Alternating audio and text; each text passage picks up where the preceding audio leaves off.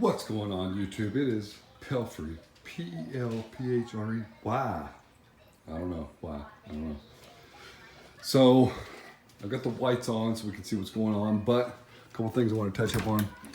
I had no clue, absolutely no clue about this. You know, I was shooting the Tunze. This is the strong. This is the, if it'll focus, 0220.020. This is the strong care magnet. And I was using the smaller side to try to scrape off the crust that was on the glass. And I had no clue that it came with a metal attachment. A couple days ago, I just happened to log on to YouTube. A 4-year-old video from Bulk Resupply popped up, and it said how to use your Tunze or Tunze strong care magnet or Tunze care magnet. And when they mentioned this metal piece, I was like, mine didn't come with that. I'm missing something. Luckily, I kept the paperwork to this scraper, and when I pulled the paperwork out of my little bin that I have of aquarium stuff, it had this metal piece in here that just snaps in. So this blue piece right here, you can see that, and that holds it in. Now, I love this scraper to begin with, but I was getting kind of fed up with it because this plastic side nor this plastic side would get some of the hard stuff off the glass. But when I found out that it came with a metal scraper and I actually kept the paperwork, this is a 10 out of 10. Bar none. This is the best glass scraper I've ever used. And I'll just go ahead and preface this by saying I paid for this scraper. It was like 80 bucks, but it fits on the glass that I have on the Red Sea Reefer. It would probably actually work on a bigger tank, but now that I have the metal scraper, and you can get the metal scraper replacements off of Bulk Resupply. Not only that, but I keep the dry side separate, and this felt pad needs to be replaced. You can see it's kind of like pushed over, but you can get these on Bulk Resupply's website also.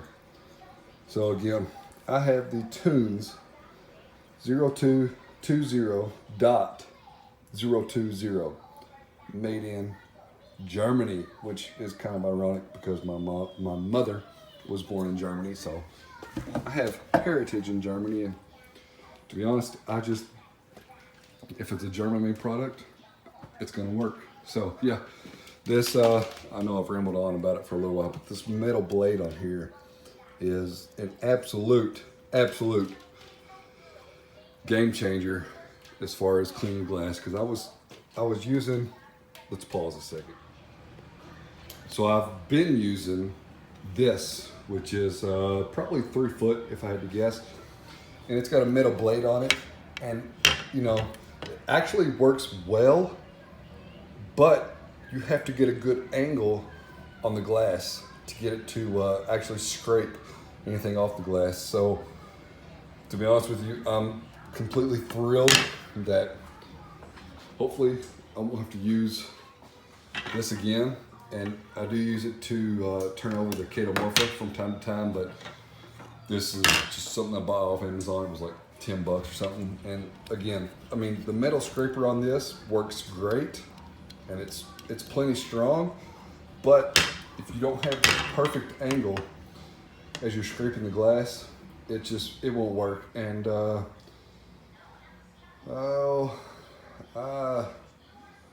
don't know. Sometimes I can't get the perfect angle because the Radion lights. So at this point, we're going to completely ignore, and if you didn't tune in to the live stream a while back, we're now at 76.8, which my set point is 78. But basically, the live stream was on me talking about, hang on a second, I'm trying to get this closed. Come on.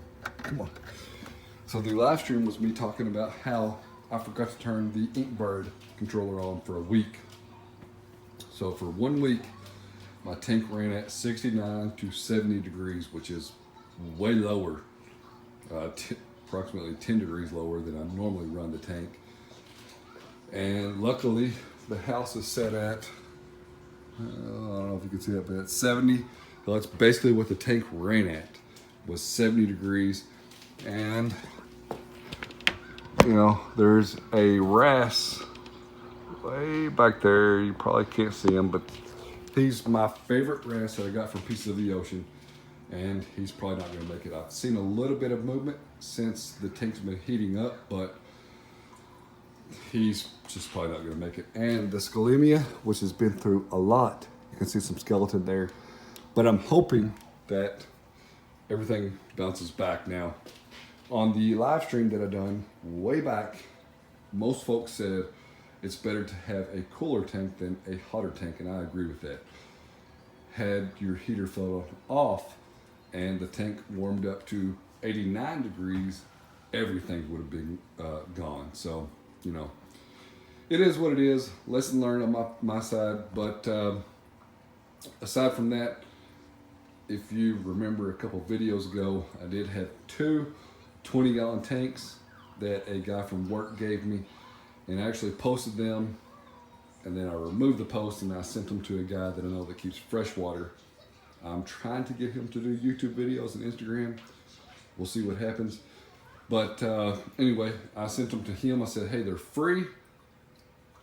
But if you have a 10-gallon tank, I will take the 10-gallon tank on trade for the two 20-gallon tanks and whatever accessories they have. So let's just pan down here.